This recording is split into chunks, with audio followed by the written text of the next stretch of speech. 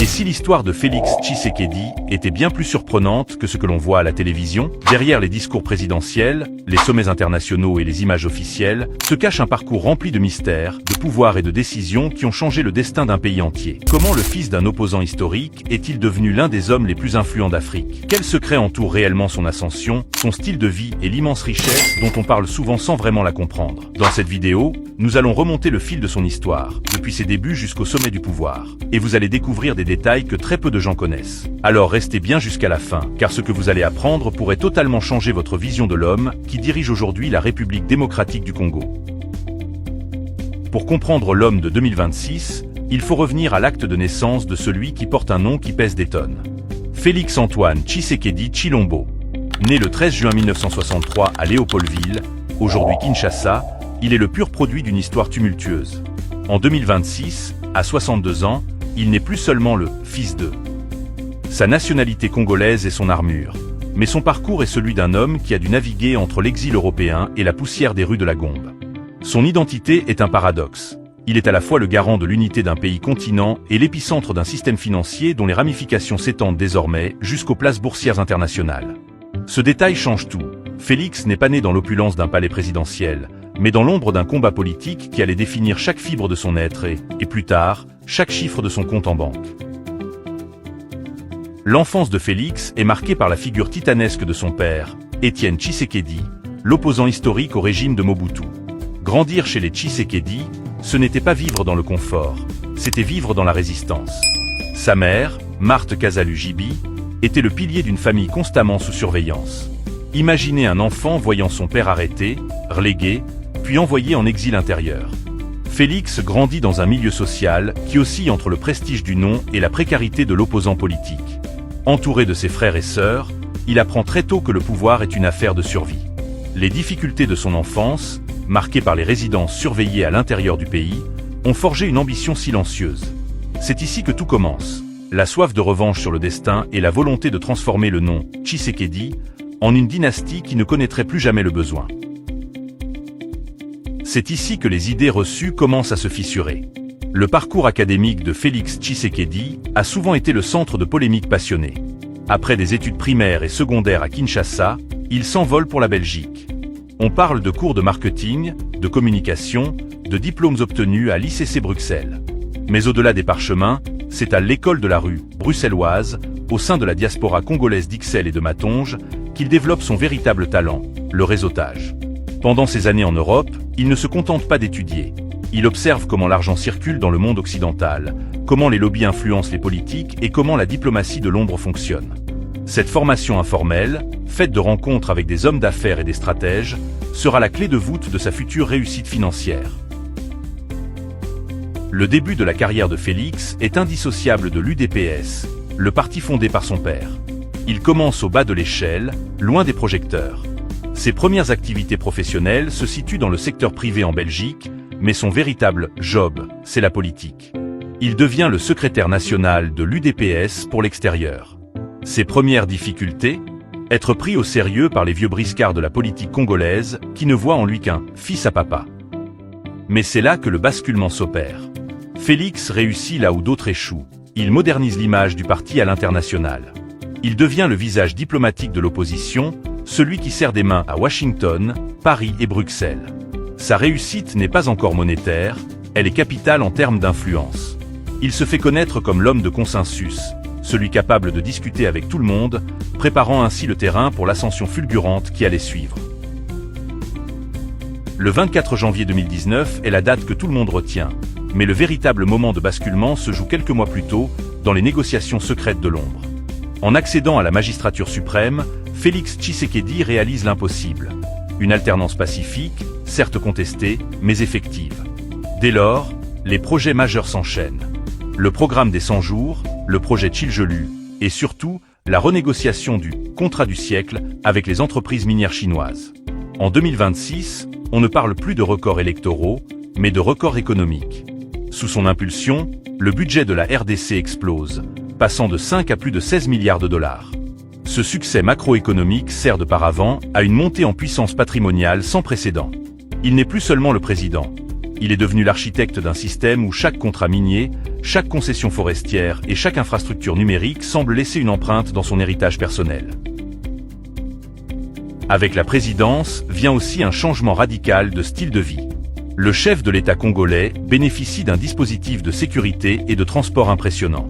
Son cortège présidentiel comprend plusieurs véhicules de luxe et blindés capables de résister à des attaques armées. Parmi eux, on retrouve la Mercedes-Maybach Pullman Sissens, une limousine présidentielle ultra luxueuse dont le prix dépasse 1,5 million de dollars. Il possède également une Cadillac Escalade blindée, estimée autour de 350 000 dollars, souvent utilisée par les dirigeants pour leur sécurité maximale. Dans son garage figure aussi une Mercedes-Benz G63 AMG blindée, un SUV puissant qui peut coûter environ 300 000 dollars une fois blindé. Mais ce n'est pas tout. Le président congolais est également associé à des véhicules haut de gamme comme la Mercedes-Maybach GLS Sissens, évaluée à près de 200 000 dollars, un Lexus LX blindé pouvant atteindre 250 000 dollars, ainsi qu'une Rolls-Royce, dont certains modèles dépassent 450 000 dollars. On retrouve aussi dans son cortège un Range Rover SV Autobiographie, estimé autour de 220 000 dollars, ainsi que plusieurs Toyota Land Cruiser V8 blindés, dont le prix peut atteindre 180 000 dollars chacune. Ce parc automobile impressionnant reflète le niveau de sécurité et de prestige associé à la fonction présidentielle. Mais le symbole ultime du pouvoir reste peut-être son avion. Le gouvernement congolais utilise notamment un Boeing 737 Business Jet, BBJ, immatriculé T7 RDC, un appareil conçu pour les chefs d'État et les milliardaires. Le prix d'un tel jet peut atteindre 115 millions de dollars. À l'intérieur, tout est conçu pour le confort et la diplomatie. Salle de réunion, espace privé, fauteuils luxueux et technologies de communication sécurisées. Ce type d'avion permet au président de parcourir le monde rapidement pour des sommets internationaux et des rencontres diplomatiques.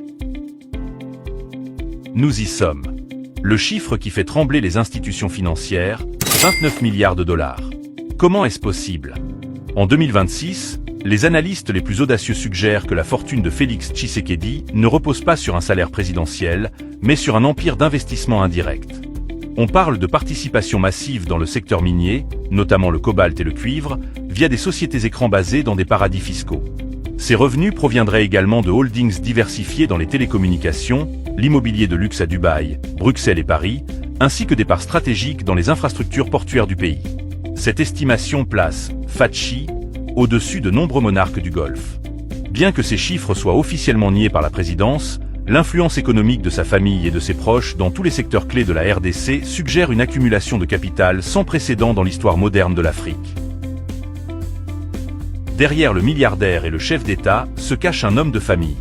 Son mariage avec Denise Nyakru Tshisekedi, la première dame, est plus qu'une union, c'est un partenariat stratégique.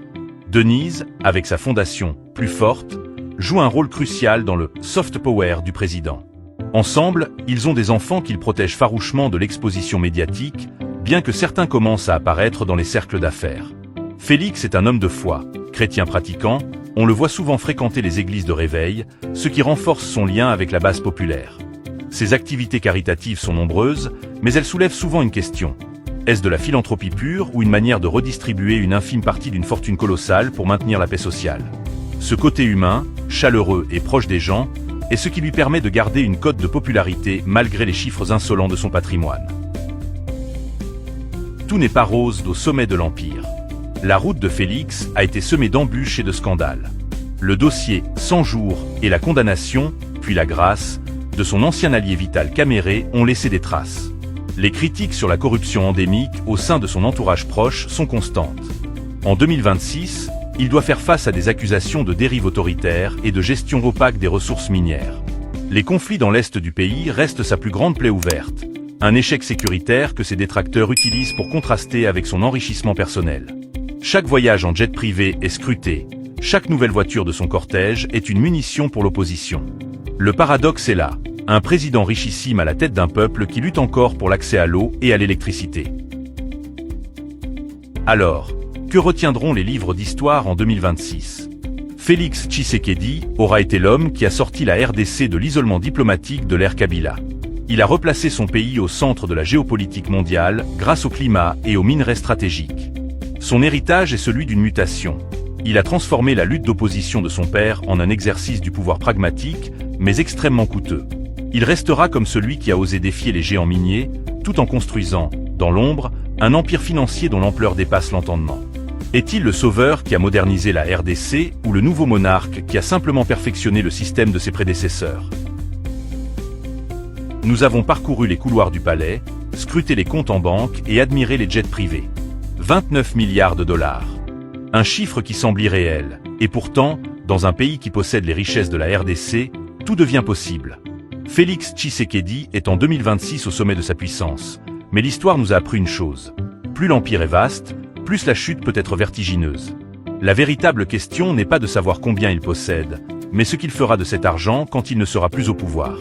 L'argent peut acheter des avions et des palais, mais peut-il acheter une place honorable dans la mémoire d'un peuple qui a tant souffert? Regarde bien cette image de la Mercedes Maybach qui s'éloigne. Est-ce le signe d'une nation qui s'élève, ou celui d'une élite qui s'envole loin des réalités du sol? La réponse se trouve peut-être dans notre prochaine vidéo sur les secrets les mieux gardés des palais africains.